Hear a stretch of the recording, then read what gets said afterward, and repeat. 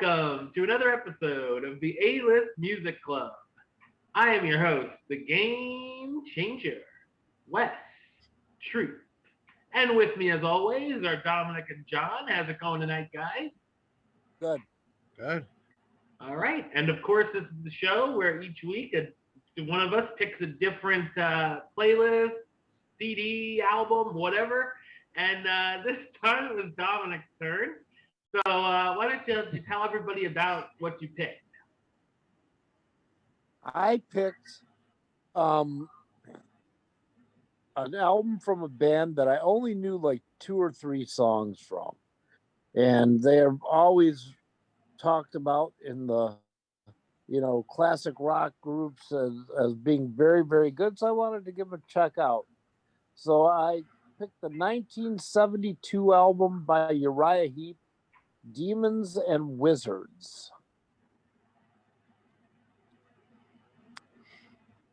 And that's it. I'll start it off, I guess. When I picked this album, one of the reasons I picked this album is when I work in the lab at work, I put on my I have made a playlist and I put it on my phone while going in. And the song Easy Living came on by them and really, really liked.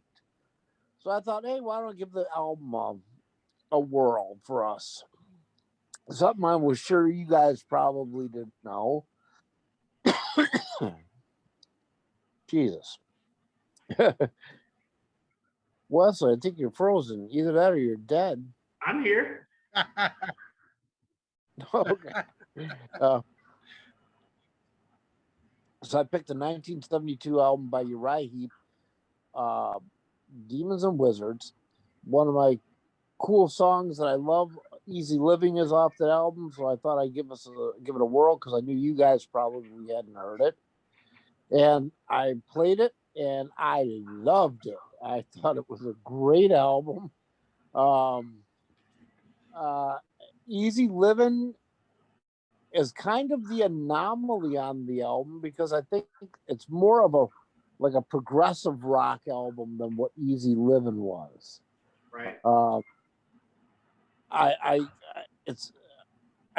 I really enjoyed it, and I can't wait to. I'm gonna have to start listening to more of their stuff. Yeah, I was very, very pleasantly surprised by this album. That's it. I've heard this band. I know this band. I have a couple of greatest hits of them. My dad was a huge fan, so he played them a lot. But I'd never heard a whole album before. This is my first time. And I text you, Dom, said, good pick. This is a good album. Yeah. I listened to it a couple of times. Yeah, I was really digging it. Yeah. I knew Easy Living, of course. I knew The Wizard. It's a great song. And yeah, everything is good. I liked it all. This is generally considered their best album. If you go on a lot of websites and stuff, it's their best album.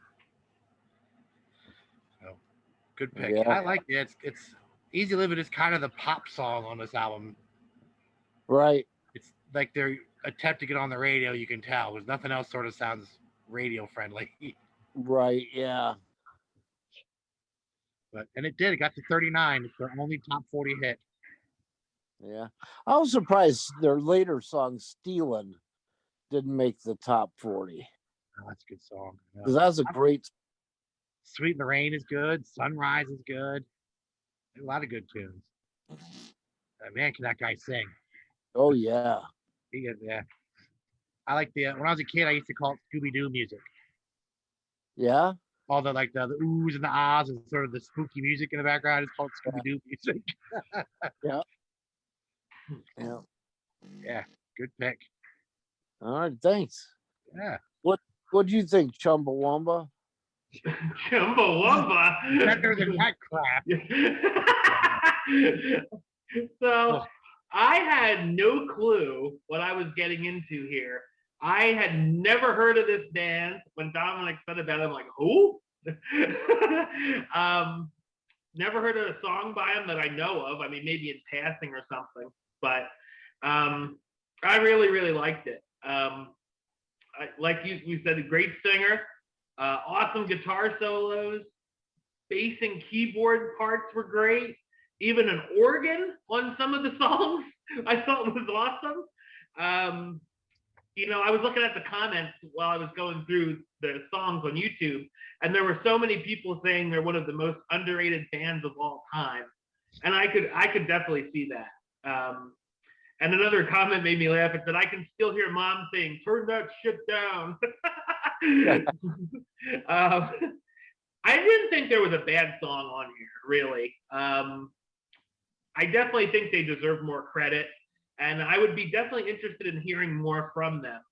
I think the album cover was really cool too. Just throwing that out there.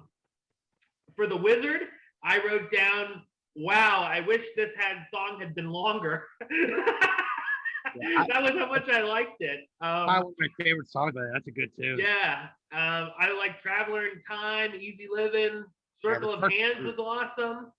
I thought Rainbow Demon had a great guitar solo.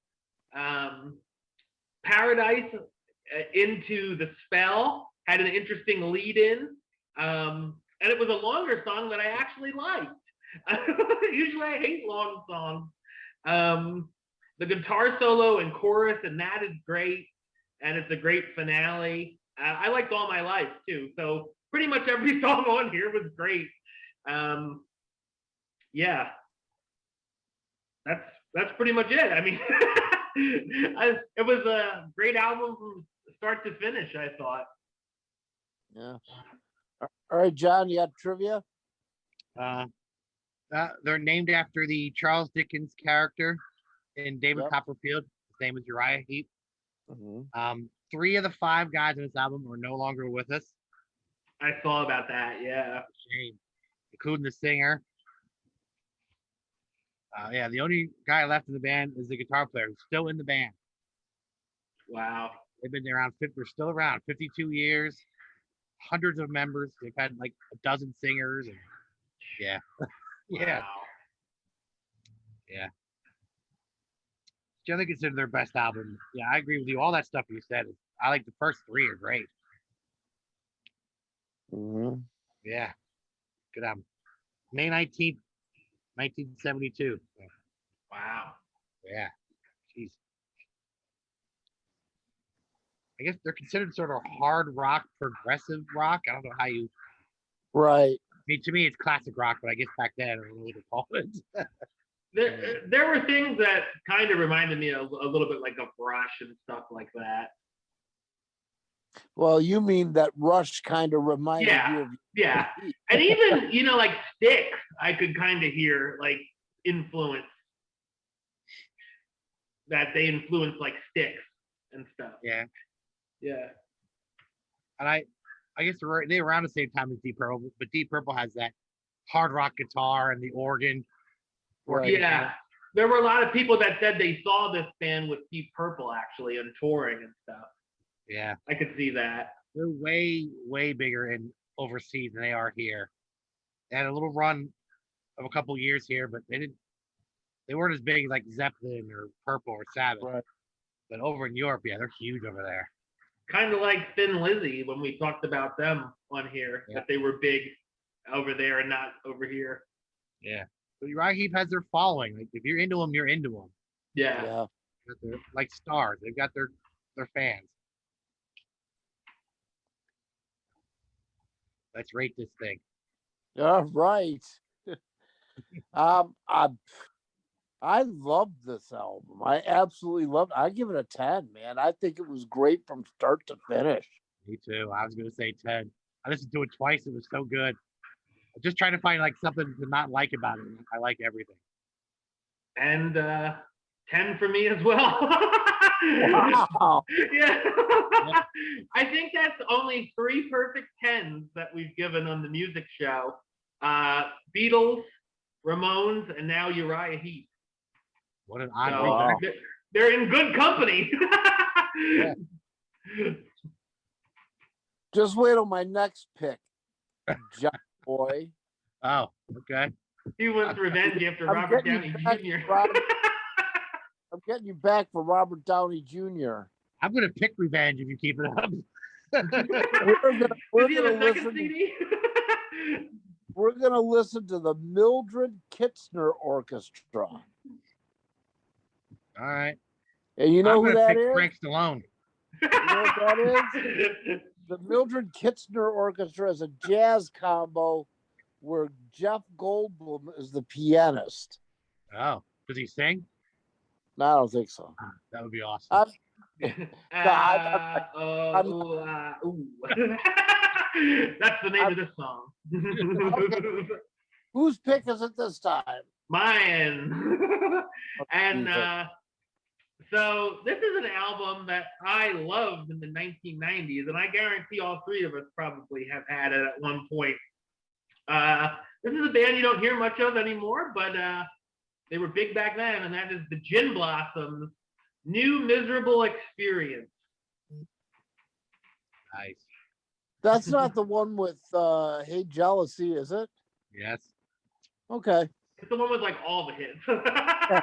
Yeah. Good album. Allison Road is on there. Yeah. Found Out About You. Yeah.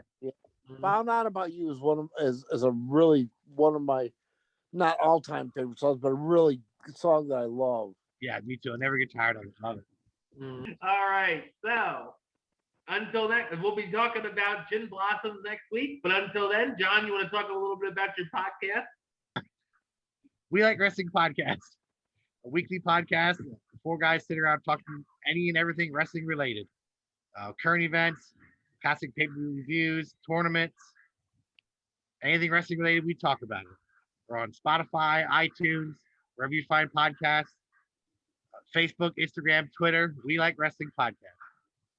All right. And of course, for me, you can subscribe right here on YouTube, youtube.com/Westside of 515.